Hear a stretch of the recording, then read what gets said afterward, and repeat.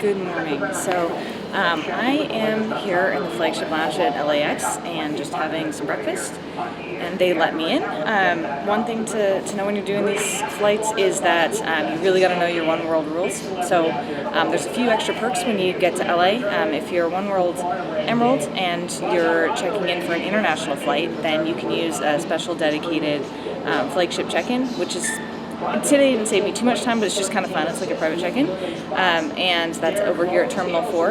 And so to get that, you need to be traveling, internationally. So I had to not just give them my flight to Philly, but also explain that I had an on-world flight on Qatar. So it's the same thing when I got here. I'm now at the flagship lounge. You can hear there's a TV next to me. I hope you can still hear me. They're talking about sports games, sports ball. I don't really know. But it's good I got in here because the breakfast is much better. So I have got about like an hour maybe until I'll be board for my next flight, but it's over at Terminal 5, so I'm going to have to walk through the tunnel and add about an extra 10 minutes for that, so it's no big deal. Today I am flying here to Philly, and then had some things going on this week, so hopefully they'll work themselves out and I won't have to turn around and come back, and I can continue on our planned trip, which takes us onwards to Doha. So I did not clear this upgrade, put in the request a little late on a friend's system-wide, so they cleared a bunch of those people earlier this week before we got waitlisted again. You really got to keep on top of your reservations, especially when you're trying to do tricky stuff. So it's okay though. I am tired. I just want to sleep, and I can do that just fine in the exit row. So I will do that. I'm gonna eat, and Tariq is starting in Phoenix and flying to Philly, and I will meet him there. So good morning. Fly well. Catch you later.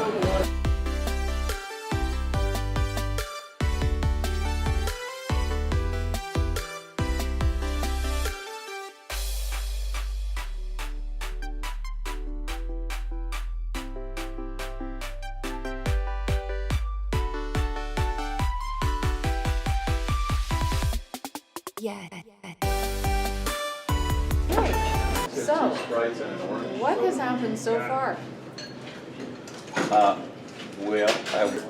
We're in Philadelphia, and we are at Centurion Lounge. This one's really kind of new, maybe within the last 2 years, I want to say. It is busy. They no longer let you in more than 3 hours ahead or on arrival. March 1, that's the rule. Yeah, March 1. So they're cutting it down, but I mean, it's a little understandable because it's crazy in here. But they do have a full bar with really nice cocktails. And I would agree. Exactly. Some nice buffet. And from here, we are going to... Can you believe we're going to go to Doha? Yeah. And then we're going to go to Colombo. Sri Lanka. And to Bangalore.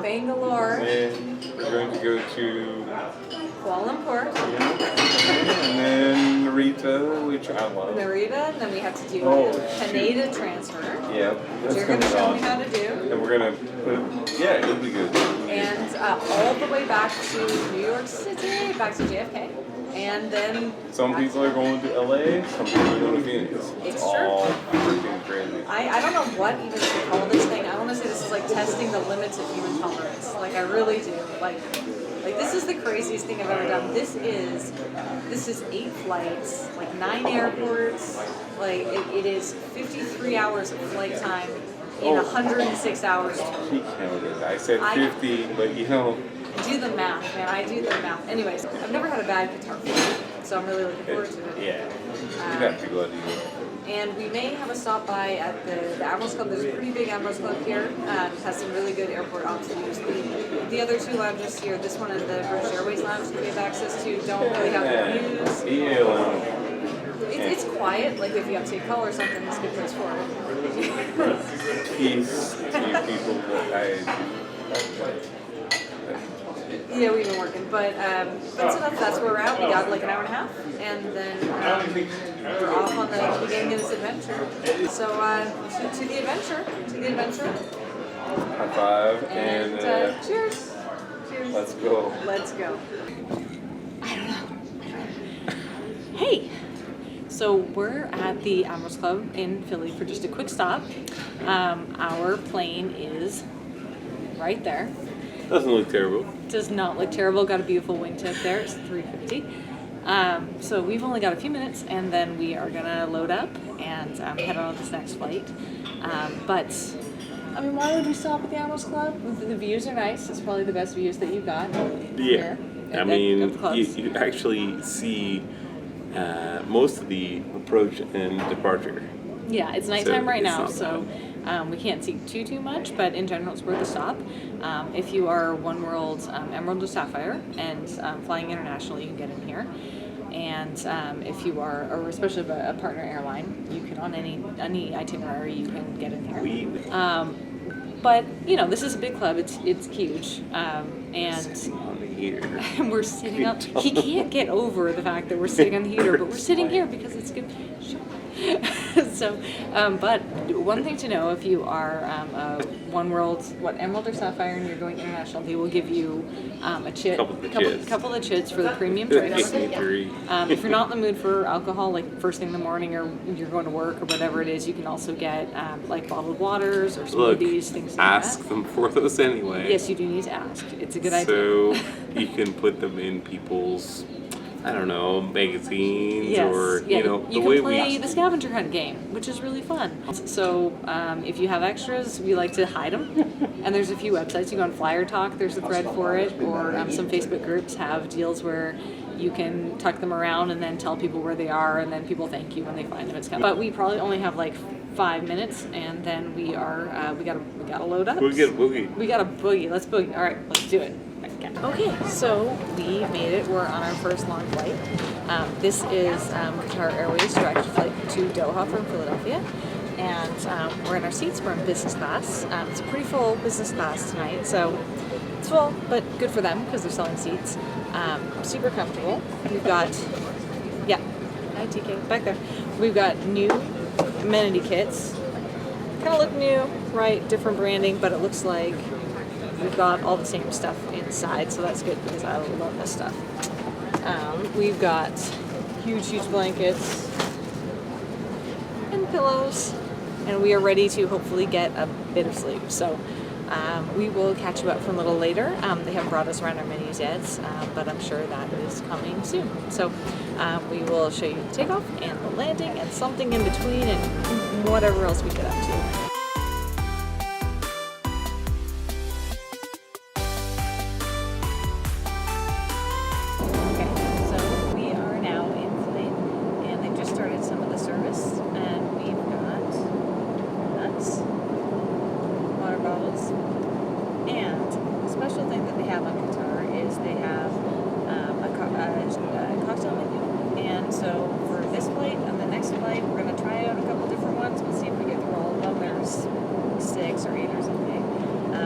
Starting off with the first one on the list, which is the champagne cocktail, right?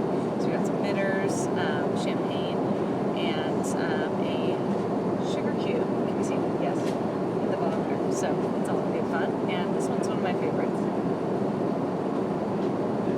It's good, and pretty soon they'll be serving appetizers, followed by dinner and dessert, and then we'll take a nap.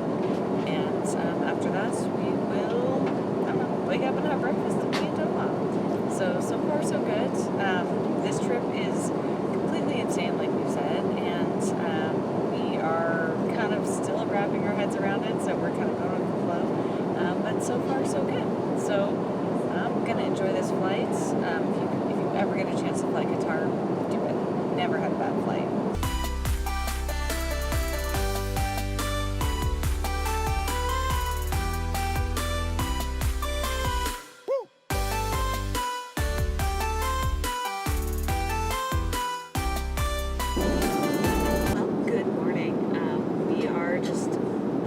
Into our descent to Doha. Overall, we've had a great flight. We got changed back into our clothes, out of our pajamas. Everything's put back together, and we just had a great breakfast. And as usual, these flights, long haul in Qatar, can't say enough good things about them. You arrive well fed, happy, sleep well, all those good things. Cabin crew is always amazing. Food's great. And so now our next adventure is to figure out here a few times